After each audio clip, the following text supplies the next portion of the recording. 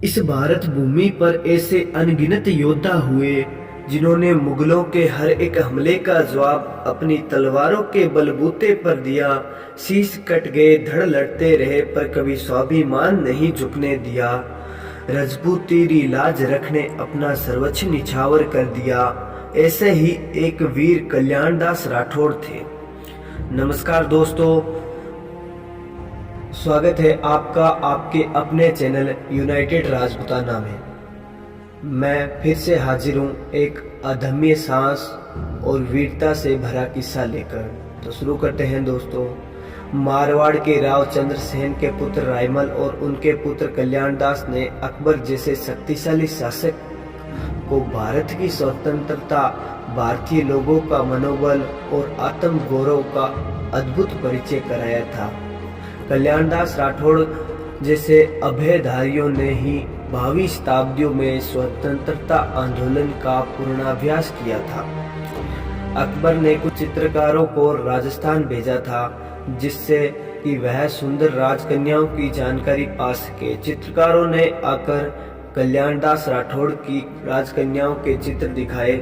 इस पर अकबर ने राजा उदय सिंह जोधपुर से कल्याणदास की कन्याओं का विवाह शहजादे से करने का प्रस्ताव रखा। जोधपुर नरेश उदय सिंह राठौड़ ने साफ साफ कह दिया कि कल्याणदास मेरे कहने में नहीं है।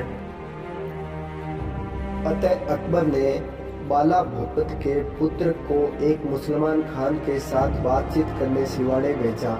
कल्याणदास जी ने कहा कि वह अकबर से स्वयं बात करेंगे। अतः दिल्ली आने जाने का खर्च अकबर ने 10,000 कल्याणदास जी को भेज दिया।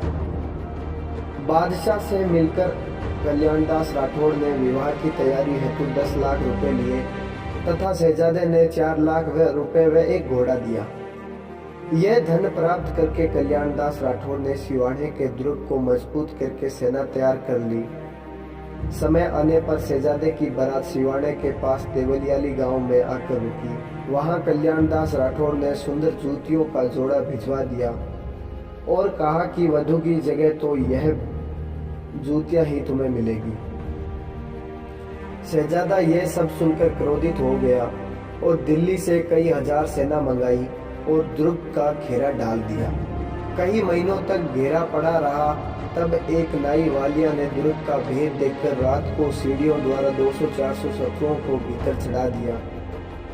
युद्ध होते ही एक गोली कल्याणदास जी राठौड़ को लगी, परंतु वह भी रणबंका राजपूत योद्धा गिरा नहीं और युद्ध लड़ते रहे और शत्रु सेना को मौत के घाट उतारते रहे। ऐसा कहा जाता है कि अंत में उस वीर कल्याणदास राठौड़ के सम्मान में पृथ्वी फट गई और वह उसी में समा गए।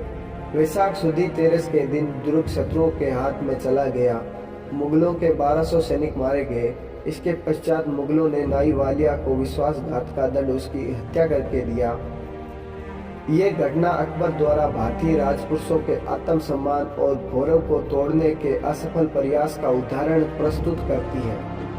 कल्याणदास राठौड़ जैसे लोगों के दम पर ही भारत अपनी अस्मिता को बचा सका है। धन्य है ऐसे वीर जिन्होंने इस भारत भूमि पर जन्म लिया। वीर कल्याणदास जी राठौड़ को कोटि कोटि वंदन।